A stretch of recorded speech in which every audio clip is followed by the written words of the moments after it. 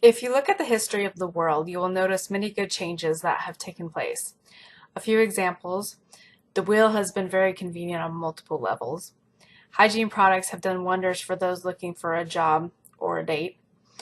Vaccines and other medical advances have turned the flu and other diseases from deadly to here, take this pill and you'll be fine tomorrow. Also, auto-tune can make anyone a good singer. On a more serious note, there is more equality worldwide, especially for women, although we still have a lot of room for improvement. We have come very far in space exploration and understand a lot better how the world works. We have developed alternate sources for energy, and even though global warming has become a huge concern, people are becoming more environmentally aware. So these are a few examples of change, and we've all heard the saying that change is good. It certainly is in these examples, but that is not always the case.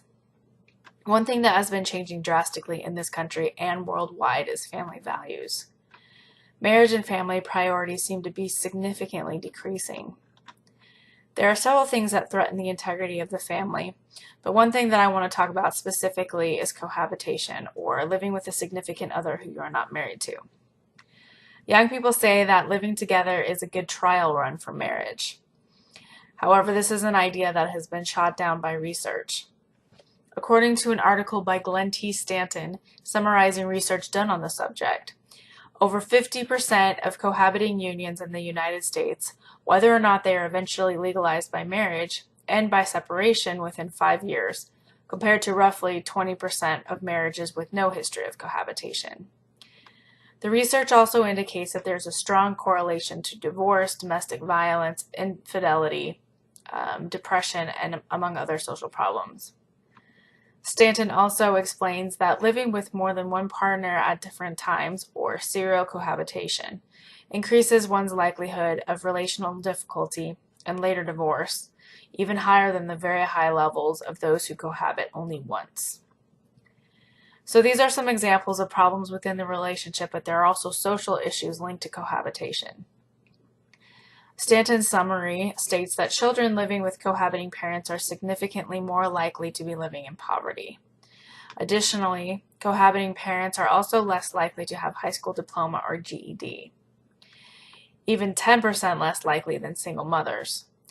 So poverty is a social problem, not just individual. Despite this information, cohabitation rates have increased exponentially. Why is that? Can the government do anything about the problem? The short answer is probably not.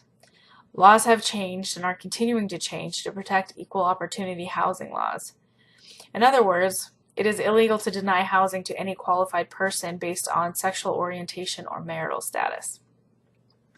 There are a few states that still have laws against cohabitation, which include Florida, Michigan, Mississippi, North Carolina, Virginia, and West Virginia, although North Carolina's have been declared unconstitutional by a state court and should not be enforced.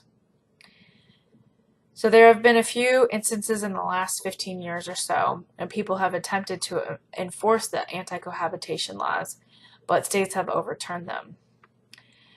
According to the Unmarried Equality site, it states that, an example, in 2004, a woman named Deborah Hobbs, she was a sheriff's dispatcher in North Carolina, was given this unfair ultimatum to either marry her partner or move out of the house that he lived in, or to lose her job. And the ACLU took her case to court, and that's when North Carolina overturned those laws as being unconstitutional. So it seems like the government can no longer enforce any sort of anti-cohabitation law, and if people attempt to discriminate based on marital status, they will likely have a lawsuit on their hands. However, there are government programs that can help with problems that stem from cohabitation. One example is battered women's shelters, which ideally in a perfect world are quote-unquote a safe haven from abusive boyfriends or spouses. The biggest question that arises from all of this information is, why is the cohabitation rate rising? There are a couple of ideas. First is that people have lost faith in the institution of traditional marriage for various reasons. One could be that they witnessed a loved one go through a really ugly divorce or they've seen abuse firsthand. Another is that society is turning more individualistic than collectivistic. So emphasis is put on personal achievement and career rather than having a family. But here's some food for thought. Living with a significant other shows that you are unwilling to commit to him or her. You want to have an easy way out of the relationship in case it goes wrong, or if your priorities shift, or whatever the reason may be. This can create an unequal power in the relationship where one may be more committed than the other. Of course, it's not the only outcome of a cohabiting relationship. I mean, there have been many successful cohabiting relationships that have lasted long term. But this scenario is probably common, as the research supports. So what can be done about it? Education is probably our best tool in combating this threat to families, which are the basic unit of society. High schools could require taking a relationship or marriage class before graduating so that at the very least young people have the knowledge necessary to make an informed decision. We know that people are going to be allowed to make whatever decision they want on this subject. But these situations do affect more than the individual making the choice. They affect us as a society, especially when children are involved. And so as a society, it's our responsibility to make sure that people understand the implications of their choices before they make them.